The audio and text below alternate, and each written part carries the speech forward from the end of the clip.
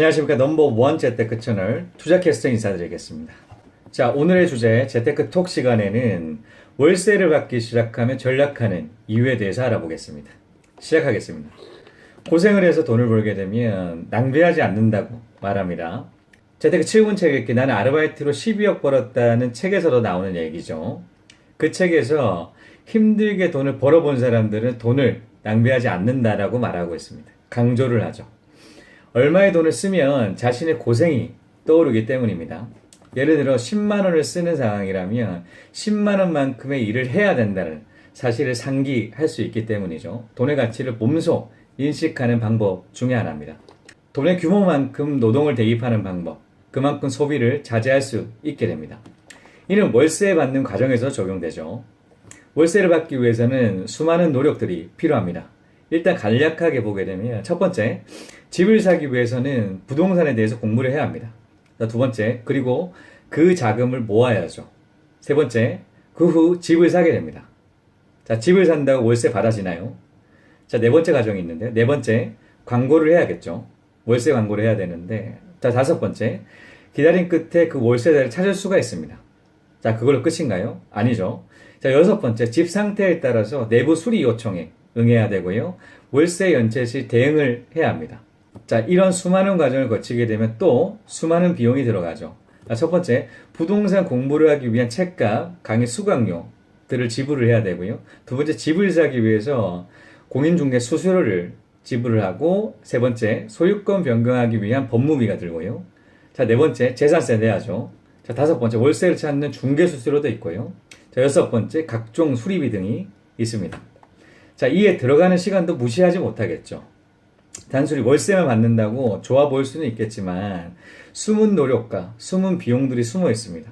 자, 그래서 일각에서는 임대소득을 불로소득, 즉 노동의 대가 없이 수익을 얻는다라고 얘기를 하지만 실상은 그렇지 않습니다. 물론 위 가정을 대응을 해서 정말 돈만 투자를 해서 수익을 얻는 분이 있죠. 하지만 그렇지 않은 대부분의 사람들이 존재를 하고 있습니다. 그래서 월세를 받고 난 다음에는 변화가 이를 수밖에 없겠죠. 이런 고생들을 했으니까요. 첫 번째, 소비에 대한 관점의 변화인데요. 저는 20살 때에는 사고 싶은 옷이나 최신 가전제품을 구매를 하고자 하는 것들이 생겼을 때 가격을 보면 용돈과 비교를 했습니다. 예를 들어 용돈이 30만 원이라고 친다면 사고 싶었던 40만 원짜리 삼성 기어 S3를 살 수 있는 기간을 계산을 했습니다. 용돈을 아껴 10만 원씩 모은다면 4달을 기다려서 살 수 있겠구나 로요. 하지만 월세를 받으면 어떤 변화가 생기냐면 예를 들어 똑같은 40만 원짜리 삼성기어 S3를 산다라고 친다면 이게 한 달 월세보다 더 많은데 더 큰데 좀 아껴야 되지 않을까? 좀 더 저렴한 대안은 없을까? 라는 생각이 들어요. 정말 이 차이는 너무나 큽니다.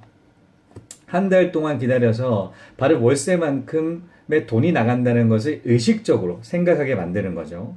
이러한 이유로 월세를 받으면 전략하게 됩니다. 월세를 받는 기간이 길면 길수록 돈이 들어오면 들어올수록 낭비할 것 같지만 정확한 월세 개월수라는 비교 대조군이 생기기 때문이죠. 낭비하지 않습니다. 더욱 절약하는 자신과 마주할 수가 있죠. 하지만 신용카드 사용은 어떤가요? 소비를 장려하게 합니다.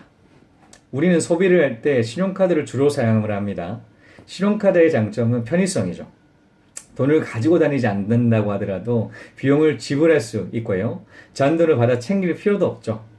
하지만 가장 큰 단점은 돈을 쓴다고 뇌에서 인식을 하지 못한다는 데 있습니다. 인식을 하긴 합니다. 하지만 덜하게 느낀다고 하죠. 예를 들어서 신용카드로 100만 원을 쓴다고 하게 되면 60에서 70 정도 썼다고 뇌에서는 인식을 하고요. 하지만 현금은 다르죠. 100만 원을 쓴다라고 하게 되면 120에서 130 정도 쓴 것처럼 느껴집니다. 이를 분석한 사람이 있습니다. 미국 스탠포드 대학의 브라인 너슨 연구팀은 물건 구매 시 뇌 속 반응을 자기 공명 영상 장치를 통해서 분석을 했습니다. 실험 결과 소비에는 3단계의 내적 반응으로 구분되었는데요. 좋아하는 제품을 볼 때, 그리고 그 제품의 가격을 볼 때, 그리고 마지막으로 지불할 때로 이 3단계로 나눠졌는데요. 첫 번째, 좋아하는 제품을 보여줄 때 쾌락을 담당하는 대뇌 좌측 자핵이 반응을 했고요. 두 번째, 가격을 볼 때 애매모호함을 담당하는 중추가 반응을 하고, 세 번째 가격을 지불할 때는 금전적 손해의 느낌을 담당하는 내섬엽이 각각 활발해졌습니다. 그래서 신용카드를 사용하면 과소비할 확률이 굉장히 높아집니다. 가격을 지불하면 손해를 본다는 생각 또는 고통을 느낄 때 소비를 자제할 수 있게 되는데요. 신용카드는 그 느낌을 상쇄시키죠. 그러니 신용카드로 계속적인 소비를 해도 손해본다는 생각이 들지 않는 것이죠. 그래서 월세 받는 것은 소비를 자제할 수 있게 합니다. 앞서 보았던 월세 받는 수많은 가정과 그 각 단계에서 수많은 시행착오를 거치게 되겠죠. 쉽지 않다는 것입니다. 오랜 기간 동안에 돈을 절약하고 돈을 모아야 되고요. 그 후 부동산을 사고 기다린 끝에 월세자를 구하고 월세를 받는 것이죠. 그 월세 받는 중에도 세입자에게 응대를 해야 되고요. 나가는 비용만큼 비용을 지출을 해야 되겠죠. 혹시나 공실 기간이 또 길어지는 경우에는 그만큼 마음고생도 심하고요. 어렵게 월세를 받는 만큼 가소비를 하지 않게 됩니다. 그러니 월세가 그냥 얻어지는 공돈이라는 개념과 거리가 멀죠. 그렇기 때문에 월세는 하나의 소비 자제 역할을 하게 합니다. 정리하겠습니다. 월세를 받으면 절약하게 됩니다. 월세를 받는 과정은 길고 수많은 절제와 전략이 필요로 하기 때문이죠. 자, 월세를 받는 세 가지 단계가 있는데요. 투자금을 모으는 시기가 있고요. 투자를 하는 시기가 있고, 투자 수익이 나는 시기로 세 단계로 나눠볼 수가 있는데, 처음 거치는 과정이 쉽지는 않겠죠. 하지만 이 과정을 통해서 월세를 받게 되면 정확한 돈의 가치를 비교할 수 있는 비교 대조군이 생기게 됩니다. 그래서 월세를 받는 기간이 길수록 소비를 자제할 수 있게 되죠. 월세를 받기 전과 받고 난 후에 소비에 대한 관점을 변화시킬 수가 있습니다. 자, 이것으로 재테크톡 월세 받으면 전략하는 이유는 여기까지입니다. 시청해 주셔서 감사합니다. 다음 시간에 또 뵙겠습니다.